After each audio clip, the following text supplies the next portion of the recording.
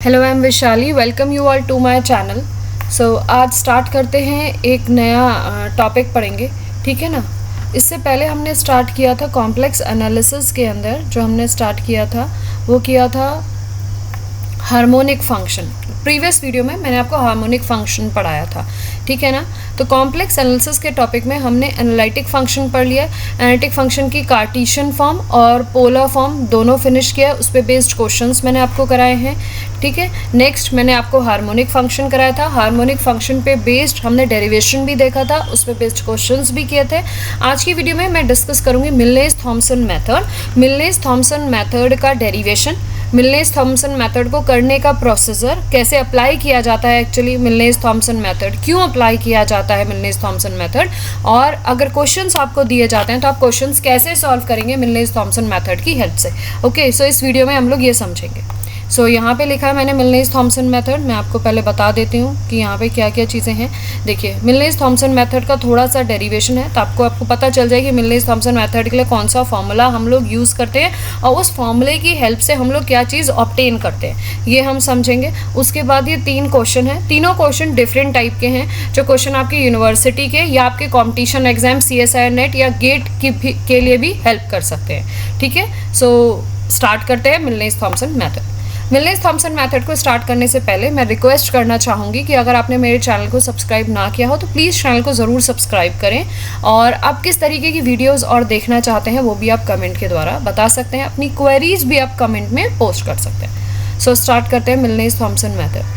यहाँ पे हमें एक फंक्शन दिया गया है। हमें पता है कि फंक्शन जो होता है, जब हम कॉम्प्लेक्स वेरिएबल में किसी फंक्शन को लिखते हैं तो फंक्शन आपका u और IV मतलब रियल और इमेजिनरी पार्ट में स्प्लिट हो सकता है। u जो वेरिएबल है खुद x और y का फंक्शन होता है, v जो है वो भी आपका x और y का फंक्शन है। सो यहाँ यही लिखा गया है fz is equals to u which is the function of xy plus iv which is the function of xy। z क्या है?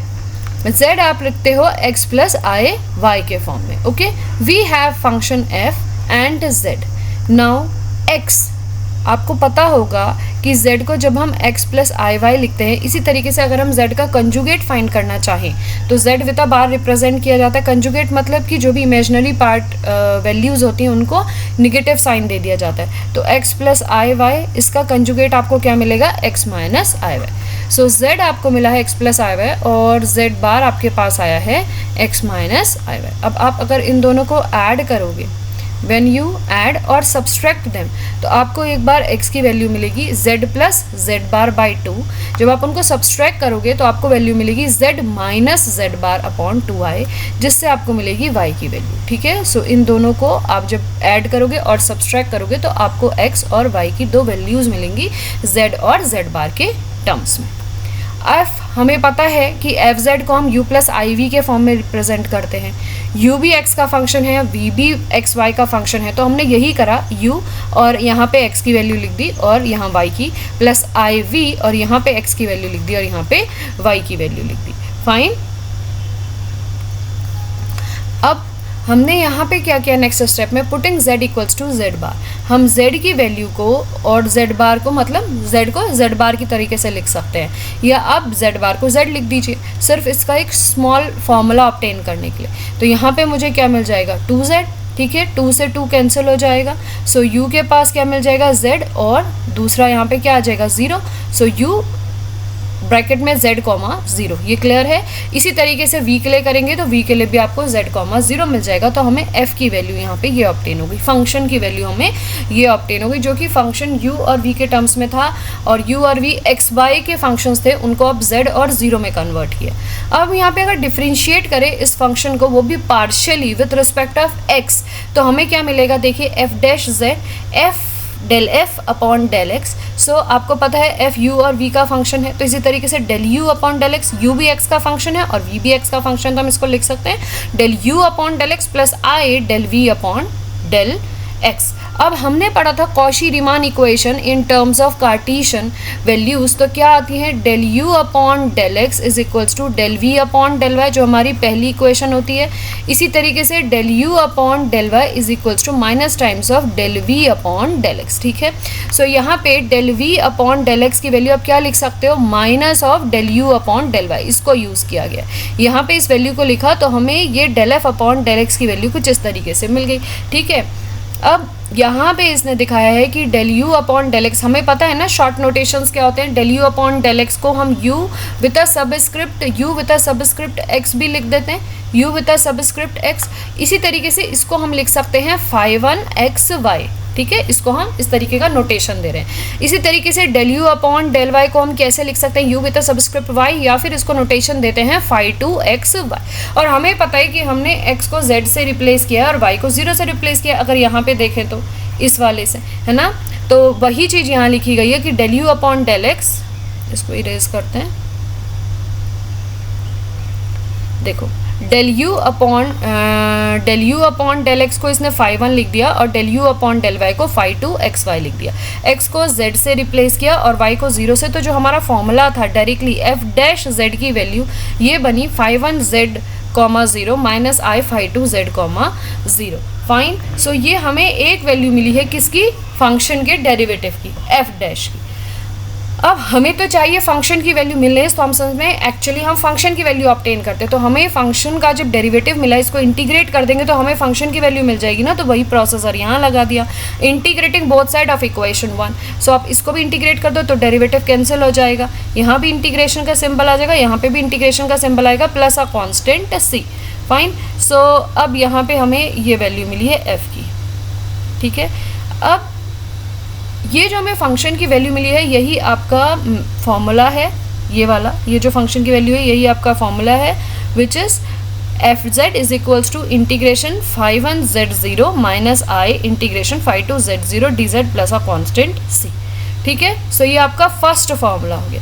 इसी तरीके से हमने यहाँ पे u के हेल्प से सॉल्व किया है। अगर हमें क्वेश्चन में u की वैल्यू ना दी हो, सिर्फ और सिर्फ v की वैल्यू दी हो, तो आप फंक्शन की वैल्यू कैसे ऑब्टेन करोगे, तो उसके लिए हमारा एक दूसरा फॉर्मूला होता है, वो ये है वी एक्स को उस समय जब हम फंक्शन को कन्वर्ट कर देंगे, देखिए del f upon del x लिया ना, del u upon del x plus i del v upon del x था।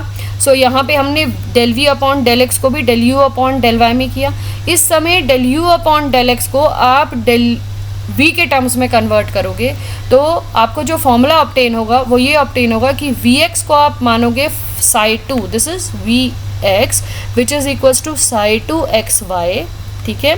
फिर वी वाई आप जो लोगे वो बन जाएगा आपका psi 1 x y, psi 1 x y, और जो आपका फॉर्मूला बनेगा एफ जेड का वो बनेगा इंटीग्रेशन, देखो वी वाई है और साई 1 को रिप्रेजेंट कर रहा है, ये ध्यान रखिएगा।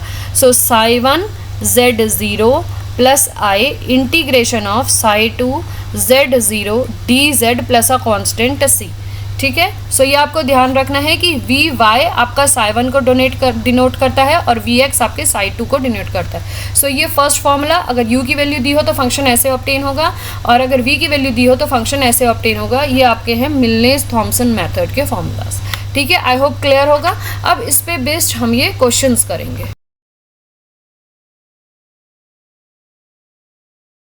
क्वेश्चन नंबर 1, देखिए क्वेश्चन नंबर 1 में क्या कहा गया है, इफ़ यू, हमें u दिया है, आपको पता है u एक्स वाई का फंक्शन है, तो u की वैल्यू हमें दी है x square minus y square. Given है find a corresponding analytic function, हमें एफ जेड की वैल्यू फाइंड करनी है। जब u गिवन हो तो आप एफ जेड कैसे ऑब्टेन करते हो, तो इसके लिए आप मिलनेस-थॉमसन मेथड से भी कर सकते हो। तो यहाँ पे हम मिलनेस-थॉमसन मेथड से ही समझेंगे, ठीक है ना। मिलनेस-थॉमसन मेथड में हमें फॉर्मूला पता थे, जब u गिवन हो तो फंक्शन क्या बनता है, v गिवन हो तो फंक्शन क्या बनता है, तो मैं u वाला लेके चल रही हूँ, ठीक है ना। सो एफ जेड की वैल्यू क्या बनती थी, integration phi 1 z comma 0 minus i और integration phi 2 z comma 0 d z plus a constant C, हमें ये मिला था फॉर्मूला। ओके, यहाँ से ये आप हटा के इसको इस तरीके से भी पूरा लिख सकते हो तो भी सेम ही बात है, ठीक है ना। सो दैट मीन्स कि हमें निकालना है फाई वन जेड ज़ीरो, या फिर आप इसको फाई वन एक्स वाई करके भी लिख सकते हो, क्योंकि इस समय हमारे पास यू एक्स वाई के टर्म में है। और फाई वन अगर आपको याद हो तो वो यू एक्स था, यू एक्स को हम del u upon del x करके कहते हैं ना। सो यू है, अब हमें del u upon del x find करना है। सो मैं यहाँ से ये इरेज कर देती हूँ ताकि थोड़ी क्लैरिटी आ जाए। So del u upon del x क्या आएगा, 2x आ जाएगा, डायरेक्टली दिख रहा है। इसी तरीके से आपको फाई टू निकालना है, ये है एक्स वाई, ठीक है, यहाँ कॉमा डाल दो, x y which is equals to u y which is equals to del u upon del y which is equals to y के टर्म्स में करोगे तो -2y, ठीक है ना। अब हमें चाहिए phi one z zero, phi one z zero यहाँ से निकलेगा, x को z से रिप्लेस करेंगे तो ये बन जाएगा 2y। Phi two z zero find करना है, जो कि क्या होगा, x की जगह z और y की जगह 0, तो वैल्यू बन जाएगी आपकी -2 और 0 साथ में, तो वैल्यू बन गई आपकी 0। तो that means phi two exist नहीं करता। अब फंक्शन फाइंड करते हैं, f z is equals to integration phi one is equals to 2y, और ये पूरा पोर्शन इमेजिनरी वाला 0 हो गया, ठीक है। और यहाँ पे आपको मिल गया है 1 मिनट 2x है ना, सो ये बन जाएगा 2z, सी ये बन जाएगा 2z, तो ये बन जाएगा 2z और यहाँ पे आ जाएगा dz plus a constant c। सो इंटीग्रेशन करेंगे तो क्या बन जाएगा 2 integration of z dz plus a constant c which is equals to 2 z² plus a constant c। So आपको आंसर मिल गया z² plus a constant c। So आपकी जो फंक्शन की वैल्यू हमें ऑब्टेन हुई है, इसने कहा है कि हमें एनालिटिक फंक्शन चाहिए। सो जो फंक्शन की वैल्यू हमें ऑब्टेन हुई है एनालिटिक फंक्शन की, वो हमें ऑब्टेन हुई है z² plus a constant c। तो this is your first question, ठीक है। अब सेकंड क्वेश्चन करते हैं। देखिए सेकंड क्वेश्चन में थोड़ा सा चेंज है। सेकंड क्वेश्चन में क्या दिया गया पहले वो समझते हैं। Show that this E x bracket में x cos y minus y sin y is a harmonic function. हमें हार्मोनिक फंक्शन दिया गया है, ठीक है, हार्मोनिक फंक्शन दिया गया। फाइंड द एनालिटिक फंक्शन, हमें एफ जेड फाइंड करना है, for which this is imaginary part. इसने कहा है हमें एनालिटिक फंक्शन फाइंड करना है जिसके लिए ये जो वैल्यू गिवन है, जो ये वैल्यू गिवन है, ये उसकी इमेजिनरी पार्ट है। इमेजिनरी पार्ट कैसे हो सकती है, तो फंक्शन को हम u प्लस आई वी के टर्म्स में रिप्रेजेंट करते हैं। u आपका real part of the function होता है, v आपका imaginary part of the function होता है। i को हम कैसे रिप्रेजेंट करते हैं, e to the power x, x cos y minus y sin y sine x, ठीक है ना। ये हमारा इसका मतलब क्या है, इमेजिनरी पार्ट। इमेजिनरी पार्ट को हम v से डिनोट करते हैं, तो एक्चुअली ये हमारा v हो गया, ठीक है, ये क्लियर हो गया, ये v हो गया।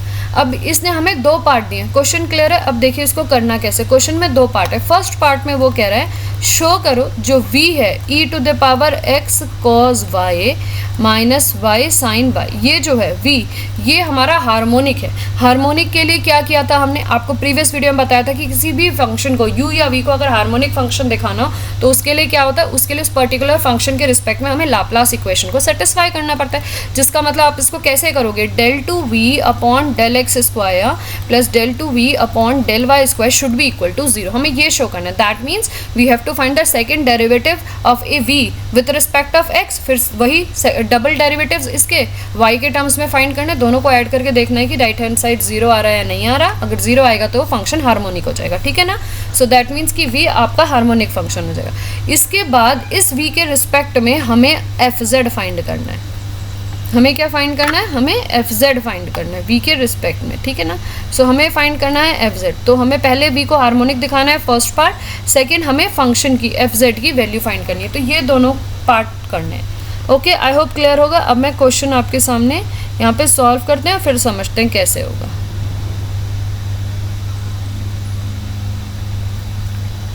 चलिए क्वेश्चन क्लियर है ना, अब स्टार्ट करते हैं। देखो v की वैल्यू क्या है, e to the power x cos y minus y sin y, ये हमें गिवन है।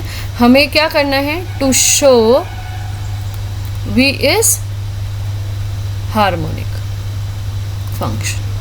For that what we have to do, we have to show del to v upon del x square plus del to v upon del y square should be equal to 0. So that means जो equation 1 है equation 1 differentiate कर रहे हैं इसको with respect of x, ठीक है, x के respect में डिफरेंशिएट करेंगे तो क्या मिल जाएगा, e to the power x ऐसे ही रहेगा, ठीक है, ई टू द पावर एक्स की वैल्यू ऐसी रहेगी तो अंदर वाला सारा ऐसे ही लिख दीजिए, x cos y minus y sign y, okay, plus e to the power x ऐसे ही रहेगा। अब अंदर वाले के टर्म में डिफरेंशिएट करते हैं तो एक्स की जगह 1 और cos y minus y sign y है तो ये तो कांस्टेंट है, छोड़ दीजिए, ठीक है, आपको क्या मिल जाएगा, e to the power x cos y. So ये वैल्यू मिल गई आपको फर्स्ट टाइम डिफरेंशिएट करके। अब इसी को आप differentiating again with respect of x, x के टर्म में डिफरेंशिएट करिए दोबारा से तो क्या वैल्यू मिलेगी देखते हैं। देखिए अभी इसको 2 बार करना पड़ेगा, यहाँ पे लिखते हैं तो ये बन जाएगा ई टू द पावर ऐसा ही है x, e to the power x ऐसे ही रखेंगे फर्स्ट और अंदर वाला भी will just write it like this, y sign y plus e to the power x should be like this, x की जगह 1 कॉस वाई। देन अब इसका करते हैं तो ई टू द पावर एक्स ऐसे ही रहेगा और कॉस वाई, तो यहाँ आपको मिल जाएगा 2 e to the power x cos y, तो ये वैल्यू बन जाएगी e to the power x x cos y minus y sign y plus 2 e to the power x cos y. Okay, ये आपका क्या हो गया, ये आपको मिल गया del 2v upon del x square. इसी तरीके से जब आप del 2v upon del y square find करोगे तो आपको क्या मिलेगा, मैं लिख कर बताती हूँ, del 2v upon del y square. तो इसके लिए क्या करेंगे, हम डिफ्रेंशिएट करेंगे फर्स्ट को with respect of y 1 time, फिर जो वैल्यू आएगी उसको दोबारा डिफ्रेंशिएट करेंगे, है ना, तो हमें इसकी वैल्यू मिल जाएगी, देखिए e to the power x minus x cos y, मैं डायरेक्टली लिख रही हूँ minus 2 cos y plus y sign y, ठीक है। सो यहाँ पे हमें मिला है ये 1 और ये हमें मिला है 2। सो 1 डैश और 2 डैश को ऐड करते हैं, एडिंग 1 and 2, जो फर्स्ट और सेकंड को आप ऐड करोगे तो यहीं पे देख लो x cos y minus x cos y ये कैंसिल, वाई साइन वाई से y sign y cancel, 2 cos y से 2 कॉस वाई कैंसिल। तो आपको जब आप फर्स्ट और सेकंड को ऐड करोगे तो आपको क्या मिल जाएगा, del 2v upon del x square plus del 2v upon del y square is equals to 0। So first वाला part done, v is harmonic. इससे हमने शो क्या कर दिया कि v हमारा हार्मोनिक है। अब हमें फाइंड करनी है fz की वैल्यू, लेकिन यहाँ पे सेकंड मेथड लगेगा, मिलनेस थॉमसन का जो सेकंड फॉर्मूला था वो लगेगा, जिसमें मैं आपको बता देती हूँ सेकंड फॉर्मूला क्या था, एक बार इसको रब कर देते हैं पूरा। अब हम second part of the question करने जा रहे हैं ये वाला, जिसमें हमें एनालिटिक फंक्शन फाइंड करना है fz, ठीक है, और हमें क्या दिया, इमेजिनरी पार्ट दिया है। तो फॉर्मूला क्या बन जाएगा, fz इज इक्वल्स टू आपका बन जाएगा इंटीग्रेशन साई 1 z0 प्लस आई साई 2 z0 dz प्लस आ कॉन्स्टेंट c। फॉर्मूला ये बन जाएगा, है ना, और ये साई 1 साई 2 क्या है, del v upon del y आपका साई 1 होगा और del v upon del x आपका साई 2 होगा।